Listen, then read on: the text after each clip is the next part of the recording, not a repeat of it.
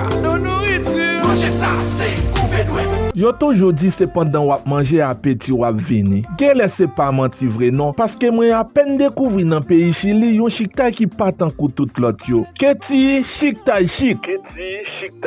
Produit bien préparé et appétissant. Et puis tout, chikta Keti yo pas perdu tant dans market nan tienda ak nan back marchand. C'est saute nan Keti production al nan distribution yo et puis beauté yo al manger. Nan Keti chikta chic wap joine 3 saveurs. Chikta aranson mori ak jambon. Et zanmim, sinon fait tout yo c'est pas Keti chikta chic ou servi avant, connaît ça paré les fêtes. Chikta Keti yo ou ka manger nan pain, nan cassave ak nan tout l'autre bagay ou vle. Ou même qui ta reme vigno distributeur autorisé chikta Keti yo, rele li kounye ya automatiquement la autoriser yo. Keti chikta chic des adresses. Adresse 1, Cathédrale 1009, Officina 1305A, Santiago Santo de Chile. Adresse 2, Paseo Arumada 236, Officina 40D. Appelez-nous maintenant au numéro 569 209 950 32 et au 569 492